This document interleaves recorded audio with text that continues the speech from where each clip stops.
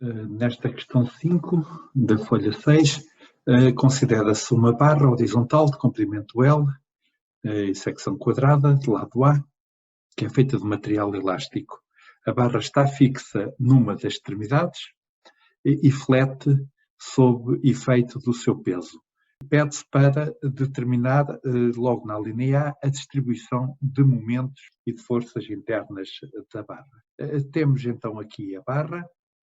A barra está fixa no ponto A, tem comprimento L, está sujeita ao seu peso, que vamos aqui indicar, e, naturalmente, para haver equilíbrio, tem de existir no ponto A uma força igual e oposta, que vamos designar por força R, uma força vertical e para cima. E, evidentemente que R mais P tem que ser igual a zero, de onde se conclui que, em módulo, R é igual a P.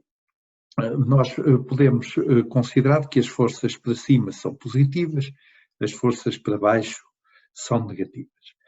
Sob a ação do peso, a barra fica sujeita ao momento em relação a A, que a faz rodar neste sentido, no sentido horário. Ora, isso significa que para haver equilíbrio, terá de haver um outro momento sobre a barra que contrarie este produzido pelo peso e que a faça agora rodar em sentido contrário para que globalmente o momento seja zero. Ora, o momento do peso é dado por L sobre 2 vezes P. É o momento do peso em relação ao ponto A. Isto significa que no ponto A terá de haver um momento de valor exatamente igual em módulo a este P vezes L dividido por 2, que temos aqui a barra que está presa numa parede e esta zona onde ela amarra na parede tem de estar sujeita a um conjunto de forças e essas forças têm de ser de resultante nula, naturalmente. As únicas forças na barra são estas, R e P, as forças externas, só que aqui há de haver forças de resultante nula que tenham um momento que a faça em relação a este ponto A girar neste sentido. Portanto, serão forças assim. Uma assim, outra assim, uma assim, outra assim, uma se calhar assim, outra assim. E estas forças que têm resultante zero, mas que não têm momento resultante zero, é que vão contrariar o momento da força P.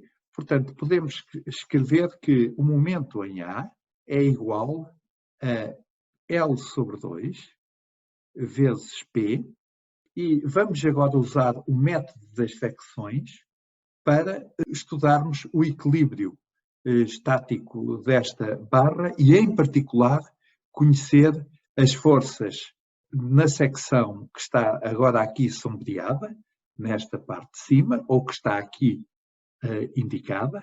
Portanto, está a uma distância x do ponto onde a barra está presa e vamos querer saber quanto é que vale o f de x e o m de x. O m de x é o momento das forças que têm resultante nula, que estão aplicadas nesta secção, e são, de facto, forças horizontais. Embora tendo resultante nula, elas têm um momento que é diferente de zero e que nós aqui designamos por m de x.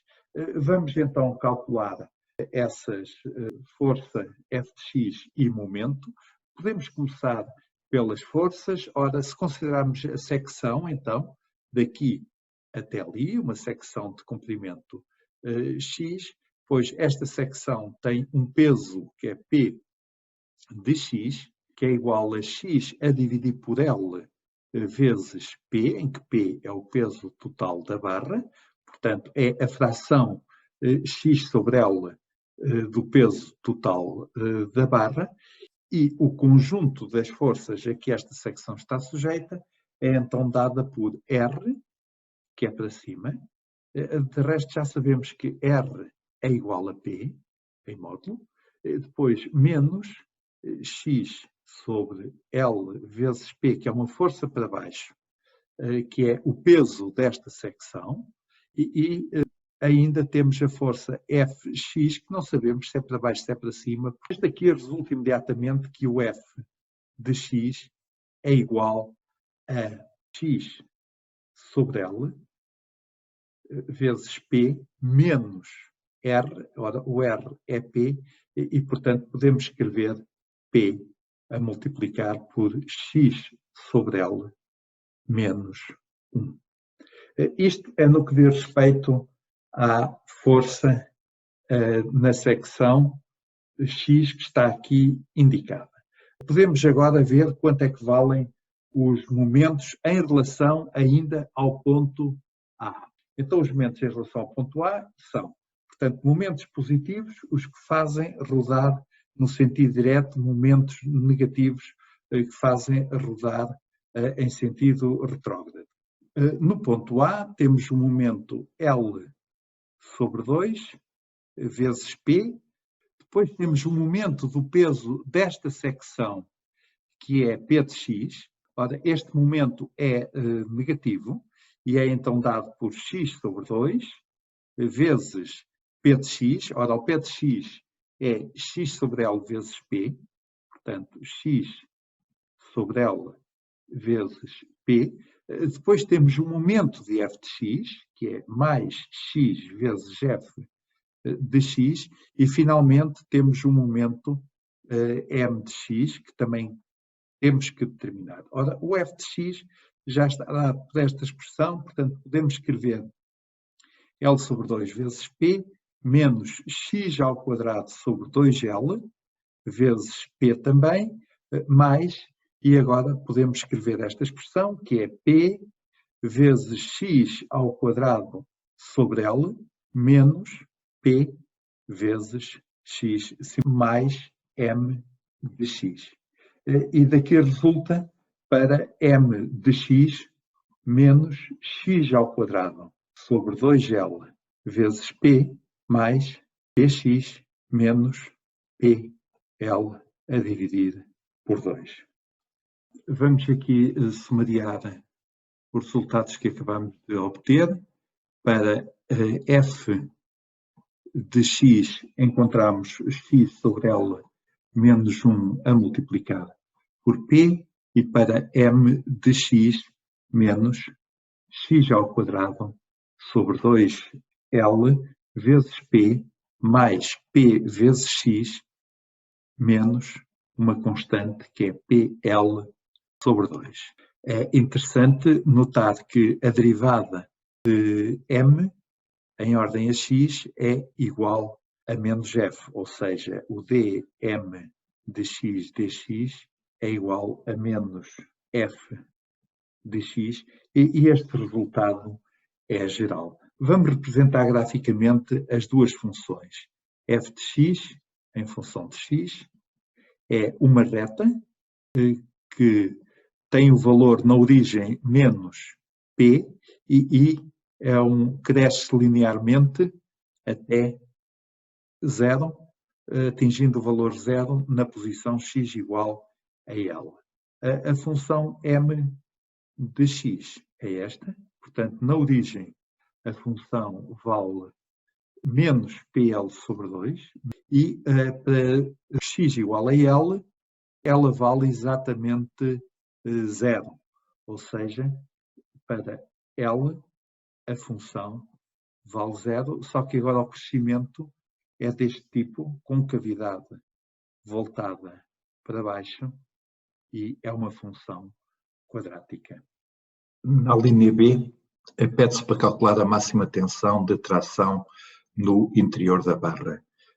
A barra está sujeita apenas a forças externas verticais, o que significa que no seu interior as forças ou têm que ser verticais e, portanto, segundo o eixo dos y, assim, ou então, se forem segundo o eixo do x, essas forças têm que ter resultante nula e causam então um momento fletor, como acabámos de ver na linha anterior. Segundo Z não há qualquer força, ou seja, o sigma ZZ, o sigma 33, é igual a zero, tal como o sigma YY, ou seja, não há forças normais em planos perpendiculares ao eixo dos Y, e então ficamos apenas com sigma XX diferente de zero. Acima do plano neutro, as tensões normais são tensões de compressão, e abaixo do plano neutro elas são tensões de tração. Mas é exatamente o perfil destas tensões normais ao longo da barra, acima e abaixo do plano neutro, que nós vamos calcular na linha B. O sigma XX é então, se o material for elástico, proporcional à deformação, sendo o módulo de Young essa constante de proporcionalidade. E sabemos, por outro lado, que se este for um pequeno setor da barra, aqui o plano neutro, então, se esta for a curvatura desta linha que define o plano neutro, sabemos que o epsilon é igual a Xi a dividir por R, em que Xi é a distância em relativamente ao plano neutro. Xi é esta distância que se mede a partir do plano neutro para cima ou para baixo. Portanto, no caso presente, o Xi máximo é mais A sobre 2 e menos A sobre 2 é o Xi mínimo. Podemos então escrever esta expressão ainda na forma sigma xx igual a E vezes Xi a dividir por R, mas sabemos que 1 sobre R é igual a mx a dividir por E vezes IA, em que IA é o momento areolar. Isto significa, substituindo nesta expressão, que o sigma xx é simplesmente o m de x a dividir por IA vezes Xi. É claro que este IA é uma característica da secção da trave. Se ela tem uma secção de perfil sempre igual, então este IA vale sempre o mesmo, qualquer que seja o valor de x. A trave está aqui e quer nesta secção, o IA vale sempre o mesmo. Não é função da posição. O mesmo já não se diz do m de x, que tem um valor que encontramos na linha anterior e que é dado por menos x ao quadrado sobre 2lp mais px menos pl sobre 2. E para um dado valor de x, x igual a x0, pois o m tem um certo valor, dado por esta expressão, que entra aqui na equação da tensão normal. Qualquer que seja a posição x0, o que nós observamos é que o sigma xx é uma função de Xi e essa função é uma função linear. É um certo constante a multiplicar por Xi, em que o C depende do valor do momento fletor na posição x0 e depende também do IA, que é o momento de inércia areolar. Antes de passarmos ao cálculo do momento de inércia areolar, há uma importante clarificação e correção a fazer neste slide. De facto, as tensões normais acima do plano neutro são tensões de tração e abaixo do plano neutro elas são de compressão. Isto porque, devido ao seu peso, a barra flete, como está indicado no canto superior do slide e não como tinha sido referido. Nós podemos calcular o momento de inércia areolar a partir da expressão que a define, que é, no caso presente, para uma trave de secção quadrada, altura A e largura A, então o integral de A sobre 2 até A sobre 2 de dz e agora uma integral de menos a sobre 2 até a sobre 2 de d que si vezes que si ao quadrado, em que este, chamemos-lhe assim, é o eixo dos que sis e este é o eixo dos d's. E efetuados os cálculos, isto dá a à quarta a dividir por 12. Este é o momento areolar que entra na expressão do sigma xx e, portanto, se quisermos saber como é que é o sigma x, ele depende então do valor de m, depende do valor deste que acabamos de encontrar, e se reunirmos tudo, ficamos com 12 a dividir por a à quarta, que é o inverso do momento de inércia areolar, vezes o momento m de x, que é então dado por esta expressão, menos, o p pode ser posto em evidência, então ficamos com menos x0 por um dado valor de x0 ao quadrado sobre 2L, mais x0 menos L sobre 2, portanto eu estou a considerar uma certa secção da barra com x igual a x0 vezes o que si. Ou seja, a tensão é máxima para um dado x quando o que si for máximo, ou seja, para que si igual a sobre 2, ou se olharmos apenas para o módulo desta tensão normal, a sobre 2 ou menos a sobre 2. É preciso algum cuidado agora com o sinal deste sigma xx. Ora, a barra flete desta maneira, sendo assim o plano neutro. Isto significa que o centro de curvatura, relativamente a qualquer secção da barra, está sempre abaixo da barra. Ora, a definição do que si é tal que ele é positivo se estiver a apontar para o centro de curvatura, portanto, neste caso, do plano neutro para baixo, e será negativo para cima. Portanto, o que si, neste caso, é positivo abaixo do plano neutro e negativo acima do plano neutro, porque o centro de curvatura de qualquer secção da barra é sempre abaixo da barra, ao contrário dos outros exemplos que vimos. Ora, esta quantidade que aqui está, que é o momento no ponto x0, é sempre negativa. Se nós agora quisermos representar o sigma xx em função de que si, em que, repito, é positivo para baixo do plano neutro e negativo para cima. Então, a representação é assim. Ou seja, abaixo do plano neutro, as tensões são negativas, são tensões de compressão.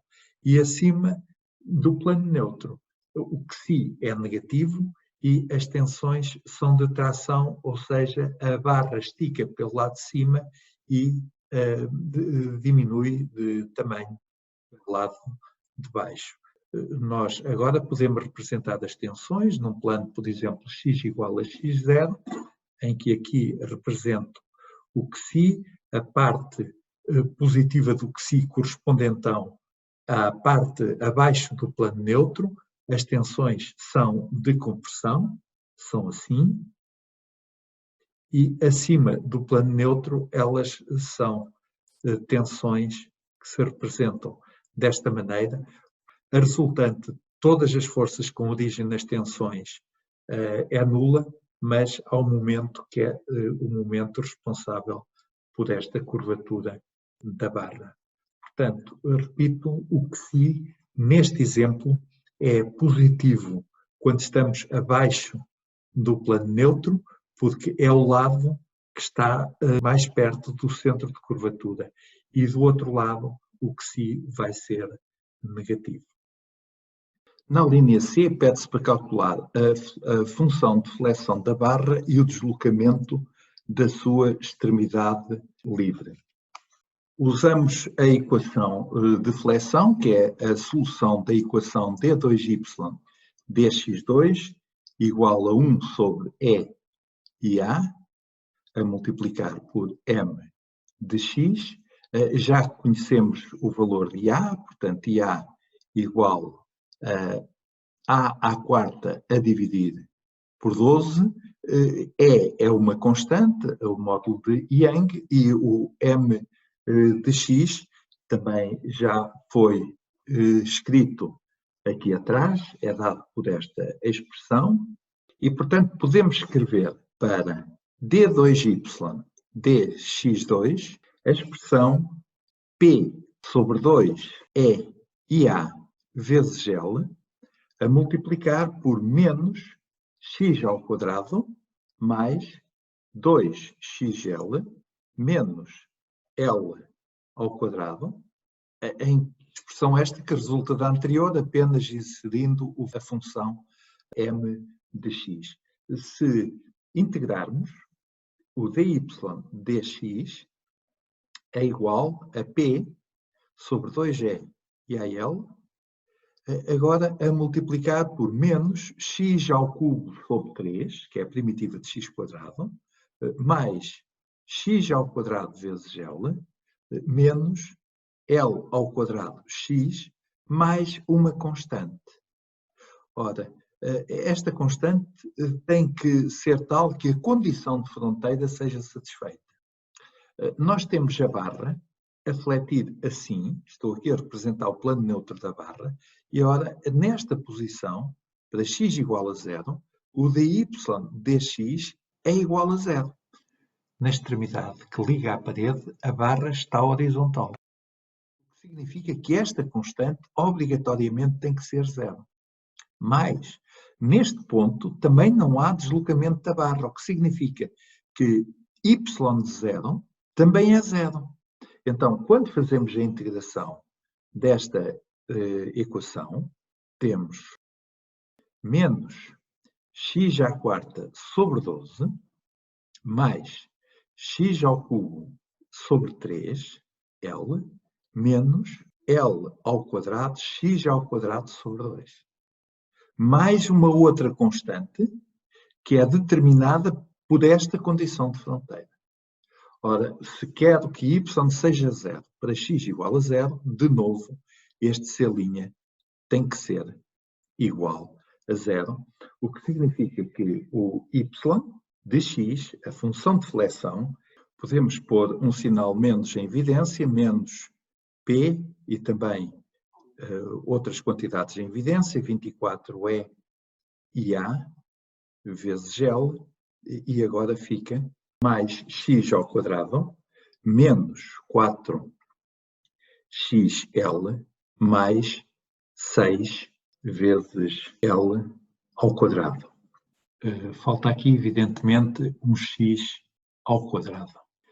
Se agora quisermos saber qual é o deslocamento desta extremidade livre da barra, temos de calcular o y de x igual a L, o que conduz ao resultado menos p L ao cubo. Basta substituir nesta expressão o x por L, a dividir por 8e e a. O sinal negativo aqui indica que o deslocamento da extremidade é para baixo, é o sentido negativo do eixo dos y. Y de L é então a distância que aqui está assinalada. Vamos finalmente olhar para a linha D, em que se pede para caracterizar o estado de tensão de cisalhamento da barra acima e abaixo do plano neutro, e pede para representar as tensões aplicadas num elemento de matéria com a face vertical e a outra paralela ao plano neutro. Temos de recuperar aqui este resultado, ou seja, a força tangencial que se vai exercer numa face perpendicular ao eixo do x é dado por esta expressão que nós obtivemos na linha A. E agora temos de saber relacionar o sigma xy com esta expressão f de x, ou seja, a tensão de cisalhamento, a tensão tangencial, sabemos que é dada por esta força a multiplicar por uma quantidade que é 1 sobre IA, o momento areolar, vezes a largura da barra, que é a multiplicar pelo fator Q, que é o primeiro momento, e que é dado simplesmente por A vezes Xi barra, em que esta quantidade é calculada da seguinte maneira. Se tivermos aqui a secção da barra, e aqui o plano neutro, este é então o eixo dos Zs, a coordenada deste ponto é Xi, que se mede relativamente ao plano neutro, sendo neste caso, e como já vimos na linha B, positivo abaixo do plano neutro e negativo acima. Como é que se calcula esta quantidade? A primeira coisa a fazer é desenhar esta área que está entre a extremidade superior da barra e este ponto. Este retângulo tem uma certa área A que aqui aparece. O Xi barra é precisamente a distância que vai agora desde o centroide desta área até ao plano neutro, ou seja, esta quantidade é Xi barra. Se este quadrado tiver lado A, neste referencial, aqui temos a coordenada menos A sobre 2, e agora aqui também menos A sobre 2 e A sobre 2. A área IA é dada então por A sobre 2 menos Xi, a multiplicar por A. Esta é a área verde. E a distância Xi barra, que é então a distância do plano neutro ao centroide desta área, que no caso é um retângulo, podia não ser, depende agora da secção da barra, seria um círculo se fosse um cilindro. Então, o Xi barra, que é a distância que vai do plano neutro ao centroide daquela área, é dado por Xi, a distância daqui até aqui, mais metade do lado deste retângulo, ou seja, o meio de A sobre 2 menos Xi. Se agora multiplicarmos o A por Xi barra, encontramos, vou aqui indicar essa operação, menos Xi, vezes A, a multiplicar por Xi mais 1 meio de A sobre 2 menos Xi. E efetuados os cálculos, obtemos A sobre 8 a multiplicar por A ao quadrado menos 4 Xi ao quadrado. Isto já depois de efetuarmos estes cálculos. Então podemos escrever para esta tensão transversa, sigma xy, podemos escrever 1 sobre A, que dá 12 a dividir por A à quarta, a multiplicar por A, agora a multiplicar por F, P, vezes X a dividir por L menos 1, e a multiplicar ainda por este fator Q, este primeiro momento, que então traz toda a dependência em Xi. Escrever A sobre 8 e agora A ao quadrado menos 4 Xi ao quadrado. Há aqui algumas simplificações que se podem efetuar. Então podemos escrever que o sigma xy é igual a 3 sobre 2a ao quadrado a multiplicar por f de x, que tem então este valor, não vale a pena escrevê-lo, f de x, e a multiplicar ainda por 1 menos Xi sobre A ao quadrado. Claro que para cada posição, por exemplo, para x igual a x0, este f tem um certo valor. Neste momento, interessa-nos considerar esta função como uma função de Xi, e é exatamente esta função de Xi que nós vamos representar neste gráfico, sigma xy ou sigma2, em função de xi, que é o afastamento relativamente ao plano neutro. Ora, para xi igual a mais ou menos a sobre 2, este parênteses anula-se por falta ali um 4. Tínhamos esquecido aqui deste 4. E o gráfico desta função é então dado por esta expressão, no caso de o f ser uma quantidade positiva. Se for uma quantidade negativa, é exatamente o contrário. E o f é sempre uma quantidade negativa, porque o x é sempre menor que o L, o que significa que o gráfico desta função é assim, o f de x é então menor do que 0, mas isto apenas nos diz se esta tensão é num sentido ou noutro sentido. Ora, este f de x é efetivamente vertical e aponta para baixo ao longo de toda a barra, portanto o sigma xy, a face perpendicular ao eixo do x, aponta então também para baixo. E é dado por esta função. Nós ainda podemos esquematicamente representar as tensões que estão a ver, vão diminuindo desde o plano neutro, que é aqui, que si igual a 0, é o plano neutro, vão diminuindo desta forma, em que a envolvente é uma parábola, desde o plano neutro até à extremidade da barra. Portanto, o sigma x, y máximo em módulo é dado por 3 a dividir por 2a ao quadrado vezes o módulo de f de x, e agora este valor de f de x depende da posição x em que nos encontremos. Se x igual a 0, então o módulo desta função é máximo, vale p. Quando o x igual a L, esta função vale 0, que é a outra extremidade da barra. Se nós representarmos aqui a secção da barra, para um dado x igual a x0, então, sobre o plano neutro, as tensões são assim, são máximas. À medida que nos afastamos do plano neutro, as tensões são mais pequenas, têm o mesmo valor acima e abaixo do plano neutro, desde que a distância seja a mesma.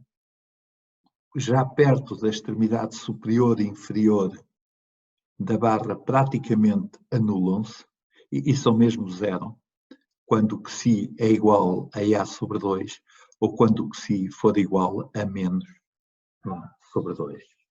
Finalmente, o elemento de matéria que nos é pedido pode ser representado neste sistema de eixos x, y, e então o elemento de matéria está aqui.